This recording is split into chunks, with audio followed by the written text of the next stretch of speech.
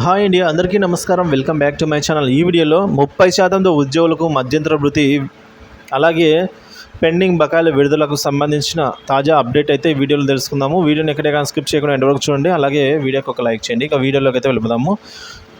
విద్యారంగ సమస్యల పరిష్కారం కోసం ఉపాధ్యాయ సంఘాలతో చర్చలు జరపాలని ఎస్టీయు ఆదివారం కోరిందండి. విజయవాడలో జరిగిన ఆ సంఘ రాష్ట్ర కార్యవర్గ సమావేశంలో ఈ మేరకు తీర్మానం చేసింది. ఈ సందర్భంగా అధ్యక్షులు సాయి శ్రీనివాస్ మాట్లాడుతూ, సిబిఎస్ఈ పరీక్ష విధానం వల్ల విద్యార్థులు ఇబ్బందులు ఎదుర్కొంటున్నారని అన్నారు. రాష్ట్ర పరీక్ష విధానం అమలు చేయాలని అయితే డిమాండ్ చేశారు. ఇక జీవో నెంబర్ 117 రద్దుపైన అయితే ప్రకటన చేయాలని, ఉపాధ్యాయులకు పని భారం, యాప్లపై భారం తగ్గించాలని అయితే కోరారు.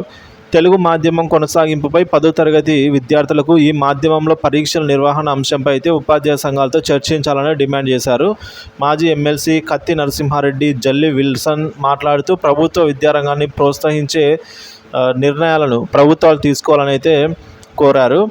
కొటారి కమిషన్ సిఫార్సుల మేరకు విద్యారంగానికి కేటాయింపులు ఉండాలని అన్నారు. ఆర్థిక బకాయిల చెల్లింపులపైనైతే నిర్ణయం తీసుకోవాలన్నారు. చెల్లింపుల షెడ్యూల్ ప్రకటించాలని సంఘ ప్రధాన కార్యదర్శి మల్లు రఘునాథ్ రెడ్డి గారు కోరారు. 12వ పీఆర్సీకి అమలు ఆలస్యం అవుతున్న నేపథ్యంలో 30% కనీసం మధ్యంతర భృతిని ప్రకటించాలన్నారు. ఈ సమావేశంలో సంఘ ఆర్థిక కార్యదర్శి కోటేశ్వరరావు గారు, అలాగే ఉపాధ్యాయవాణి ప్రధాన సంపాదకులు జి నాగేశ్వరరావు గారు తదితరులు అయితే పాల్గొనడం జరిగింది. సో ముఖ్యంగా మనం చూసుకున్నట్లయితే 12వ పీఆర్సీ ఆలస్యం అవుతున్న నేపథ్యంలో 30%తో అయినా ఐఆర్ని ప్రకటించాలి అని చెప్పేసి కోరడం జరిగిందన్నమాట.